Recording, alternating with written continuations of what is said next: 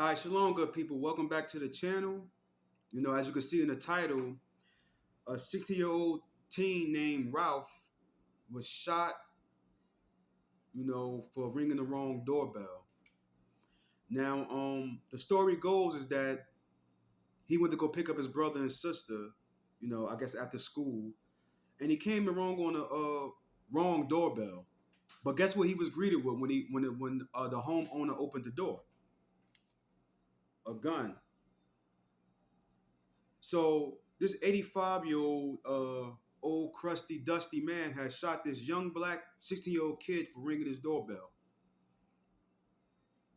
Right? So thank God. First I want to say thank God that the young boy survived and he's still here. He's still here and he survived it. And I thank God, and God was definitely on that young brother's side because that was for no apparent reason, right? So now it's been a bunch of protests going on out there. His family, they want answers, they want justice, which we all want justice for this because this was no excuse for that old man to do that, right? So as a parent, picture getting that phone call. In the morning, you hug and kiss your kids goodbye, give them their instructions, go to school, come home, you the elders, go pick up your little brother and sister from this, that, and the third. Then to get a phone call, your son has been shot.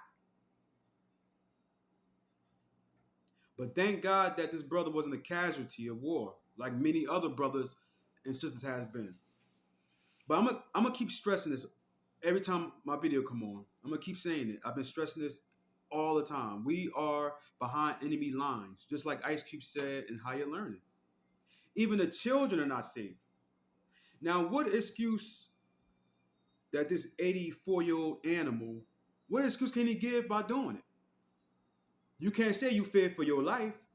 You can't say he brandished a weapon out on you. This kid just came to ring the doorbell and get shot. That's no excuse for that. It's no excuse for that. Then, you get the cops. I was watching some the little pieces of a news clip. A cop was like, "Well, we ain't gonna be so hasty to say it was a racial situation." What the hell you think it was?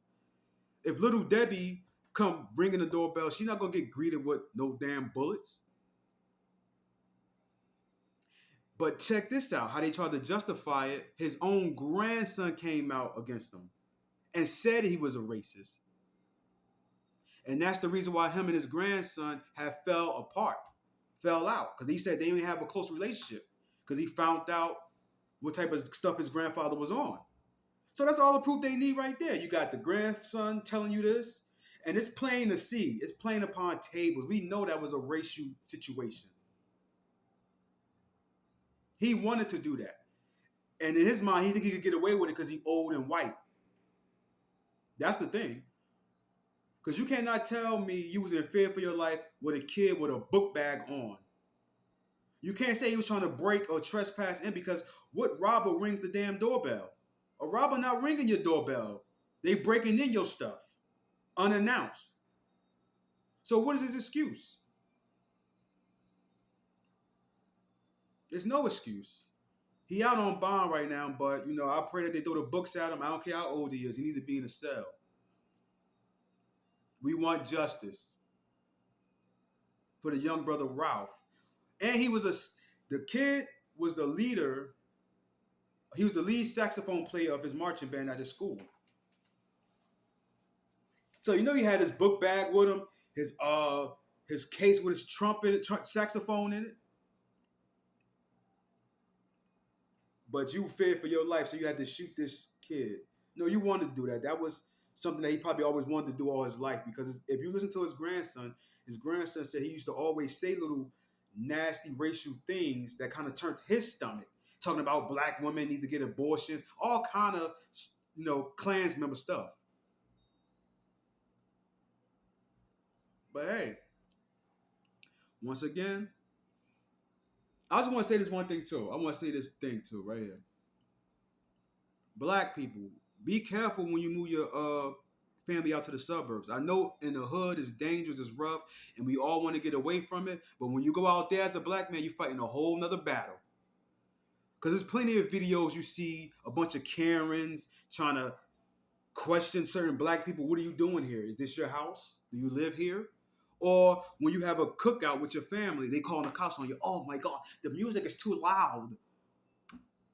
They're making too much noise. So please be careful when you start to travel, black people, to other places. You know, I understand you want to get out the hood, people getting shot, robbed, but right now, it seems like chances are you better with your own people. You better when you're in your own community. Because that brother just went to the wrong door. The guy could have easily said, you know what, young man, this is the wrong address, da da da. You look what you looking for.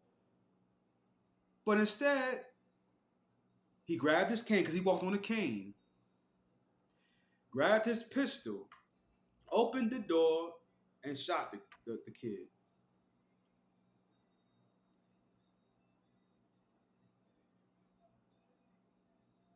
I ain't gonna make this long, John. I just want people to be aware. You know what I'm saying? Be aware of what's going on. Be aware of your surroundings and understand. As a black man and woman, and even the children are not safe. You're fighting a whole different war. Like I said, people may not understand because you ain't in our skin.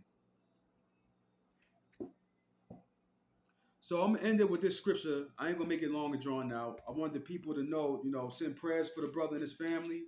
And I'm glad that that animal got caught and that that the young man is still alive. He's recovering right now. And hopefully he can get back to playing, his instrument. Right? I want to leave y'all with this scripture right here from the good book. The book of First Peter, chapter 5, verse 8. Be sober, be vigilant, because your adversary, the devil, as a roaring lion, walketh about seeking whom he may devour. So be on point, people, man. Shalom. Subscribe if you want.